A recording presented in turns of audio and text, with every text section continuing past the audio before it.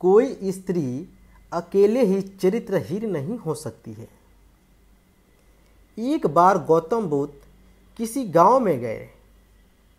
वहां एक स्त्री ने उनसे पूछा कि आप तो किसी राजकुमार की तरह दिखते हैं, आपने युवावस्था में गिरवा वस्त्र क्यों धारण किया है? बुद्ध ने उत्तर दिया कि मैंने प्रश्नों के हल ढूंढने के लिए संन्यास लिया है। बुद्ध ने कहा, हमारा शरीर युवा और आकर्षक है, लेकिन यह वृद्ध होगा, फिर बीमार होगा और अंत में यह मृत्यु को प्राप्त हो जाएगा। मुझे वृद्धावस्था, बीमारी और मृत्यु के कारण का ज्ञान प्राप्त करना है। बुद्ध की बात सुनकर स्त्री बहुत प्रभावित हो गई और उसने उन्हें भोजन के लिए आमंत्रित किया।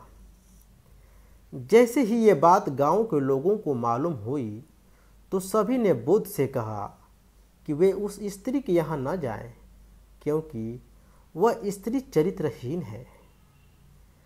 बुद्ध ने गांव के सरपंच से पूछा, क्या यह बात सही है?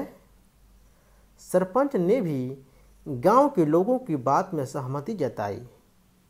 तब बुद्ध ने सरपंच का एक हाथ पकड़कर कहा कि अब ताली बजाकर दिखाओ।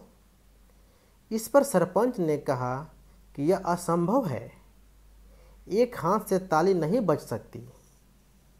तो बुद्ध ने कहा, ठीक इसी प्रकार कोई स्त्री अकेले ही चरित्रहीन नहीं हो सकती है। यदि इस गांव के पुरुष चरित्रहीन नहीं होते तो वह स्त्री भी चरित्रहीन नहीं होती। गांव के सभी पुरुष बुद्ध की ये बात सुनकर शर्मिंदा हो गए।